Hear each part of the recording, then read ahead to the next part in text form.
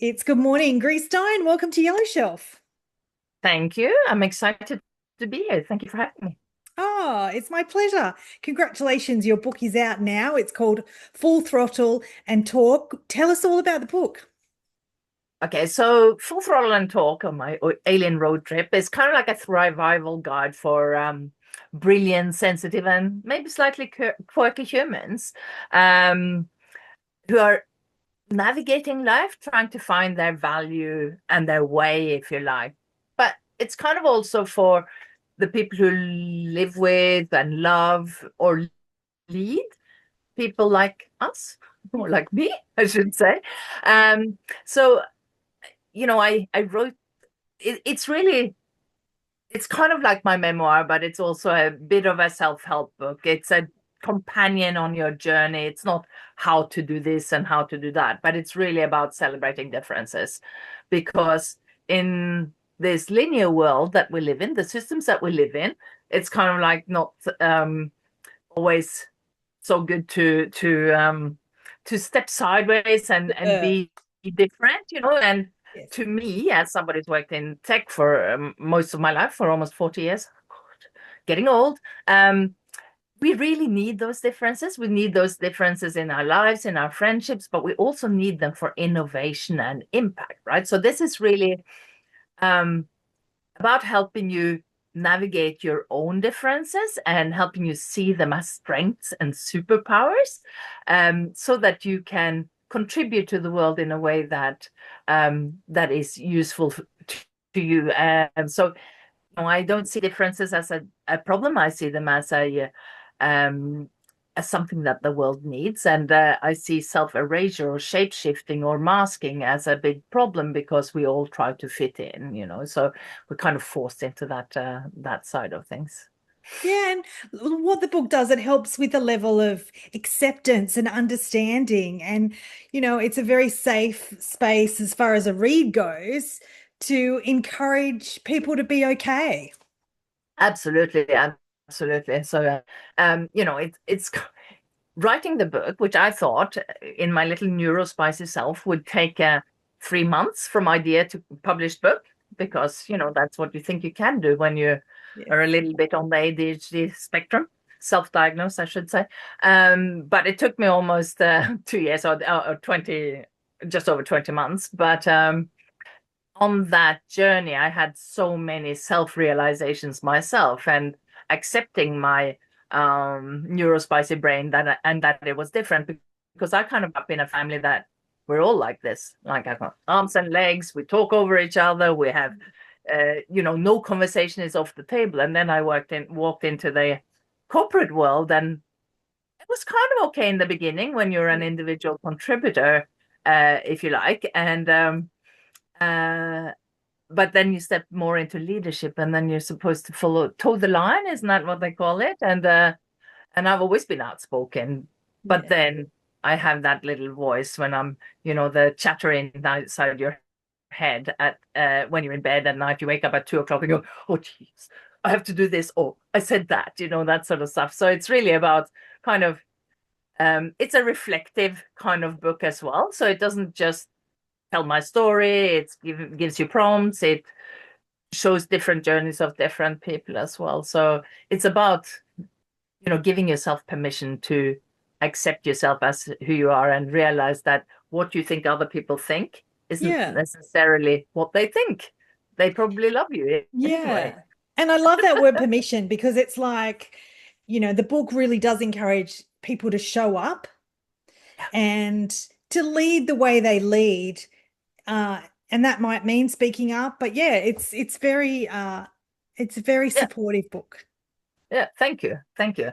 So yeah, so I had my siblings. A couple of my siblings were actually diagnosed with neurodivergence a few years ago, and my brother said to me, he said, "Are you sure you don't want to get diagnosed?" I said, "Yes, very sure. I don't want to get diagnosed. I do not want to shut down my Yeah. brain. I want to be who I am. I want to be Yeah. able to show up as I am." I'm 62, going on 63 very soon, Yes. and you could say I'm a late realizer of the fact that my brain functions different to other Yeah. people's. I didn't realize that in my life I was kind of trying to provide solutions over here when people didn't even know they had a problem, right? Yeah. So I think that we need these different perspectives, and my identity or how I identify is a neurospicy, Yes. but it doesn't have to be that. It could just be Yeah. that you're from a different culture. Oh, hang on, Of that's me course. too. Or you're an older woman. Oh, that's me too. Yeah.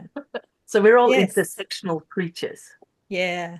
And you mentioned a long corporate career. You mentioned, you know, yeah, just I'd love to know a bit about you and then why you decided to write a book. Because I know you're a speaker. I know you're quite successful presenter as well. So tell us about why the book and what we need to know about you.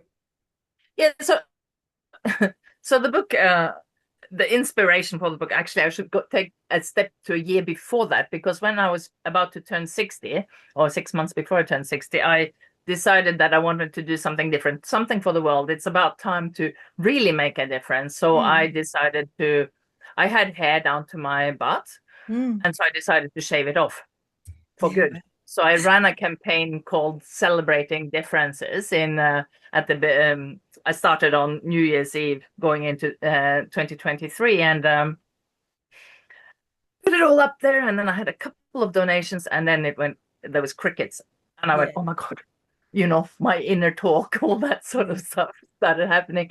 And so I went quiet for almost a month, and then I went, what the heck? I'm not doing this for me. I'm doing this for the world. I'm doing this to celebrate differences. I'm doing this to donate money to projects that are specifically for girls and women, because often girls and women are underdiagnosed when it comes to Sure. mental health, not seen. I mean, you don't even have to have mental health issues not to be seen, that Mm. sort of stuff. So, but it's not just for girls. It's not, and women. It's for anybody who feels different. So I did that, and then I stepped up and I did a campaign for 60 days, 60 Yeah. quirks in 60 days, where I posted every single day on Instagram that I didn't even use because I'm a LinkedIn chick, right? Yes. And so that was kind of my stepping out and doing it. And I was able to raise $9,000 for these projects through an Mm. organization called 100 Women, which is amazing. Ah, Um, but in that process, I then I was approaching, well, a year later, I was kind of going to my 61st birthday. I thought, I'll write a book for my 61st birthday. So that's why I yeah. thought 3 months I could do that, because I feel like I've lived kind of an extraordinary life. Yeah. I come from near the Arctic Circle, so where Yes. the midnight sun, and from a very loud, boisterous family where we're all like, so, talking about things. And then we moved south when I was about 8, and then Yes. we moved again at 13. Then we moved to Africa for 2 years, and I was the only white kid at my school, because my brothers and I were in different schools. And so I had this extraordinary experiences as a young person, came back to Norway, where I'm from. I should have probably said that Yes. as well. And um, and I was telling people, about safaris. This is in 78. Okay, Yeah. so no internet. We only had 2 TV channels, maybe 3, including the Swedish ones. And when you started telling people about this, safaris, getting stuck in the mud, lots Yeah. running around, people's eyes just glazed over. So I actually felt a strong lack of belonging. And Mm. belonging is one of the key things that, like, I felt like I wasn't seen. I felt like I was different. I Yeah. felt so that's kind of the first realization I had. And I also had, prior to Botswana, I also lived with an alcoholic father, and Yeah. that was kind of, I had some tough times as a Yes. child. So just Yeah. all these different experiences blended together, and then stepping into corporate life, and then moving Yeah. to Australia. On Sunday, it'll be 30 years since I moved to Australia. Wow. Yeah. Yeah, and the cultural differences, because on the Yes. outside, Australia seems very friendly and laid back, Yeah. but inside the corporate culture, I can tell True. you, in tech in the 90s, Yes. that was very overt sexism. Yes. Can I just say it out loud? You know, um, so kind of adjusting to all of those different things. And the last 5, or just before COVID, I started a business. That's been an interesting, slow journey, but I tried to build. I've been working with a lot of women and and other people who felt like they didn't quite fit in. And I Yeah. just heard the stories, and I heard the stories of not being seen and heard, and not being visible, not even getting an email back when you've applied for a job, all that Yeah. sort of stuff. And specifically women, you know, 40 plus, 50 plus sort of Yes. thing. But in general, and I thought, you know what, if I share my story, because that's what I've experienced, if I share my story, Yeah. I give people permission to talk about their journeys, right? Yeah. So That's that's so kind of good. You really have that, led a very long, uh, interesting woven life that's, brought you here to the book. yeah, definitely. And the Yeah. journey of the book was quite quite long-winded as well. And Yeah. That's one of the sorry. No, I was going to say, I guess that's just part of being a writer, isn't it? And just, you know, getting the word out there and doing it within your own time. But that's really you being you. Yeah. And it was, and I kind of, like I said, that 3 month thing, and I thought, I wrote 25,000 words super fast. And then Yeah. I sat and I regurgitated those 25,000 words for like 10 months because I just couldn't get them into a structure and things like that. Yeah. And then I sat down for a month in at the end of 2024, not for a full month, but I sat down and I wrote every day and I wrote everything down. And then I used AI to help me structure it into the journey I wanted Yeah. it to be because I have a Harley, it's in the shed still, Yes. but I used to ride and I shaped it like a motorcycle journey with 7 years. We don't have Yeah. 7 years on bikes, but I did that with Yes. AI, with the help of AI, and then I worked with a human use as well, a human Okay. assistant, an editor, designer, and things. So that was kind of the journey of that. Very interesting. Yeah.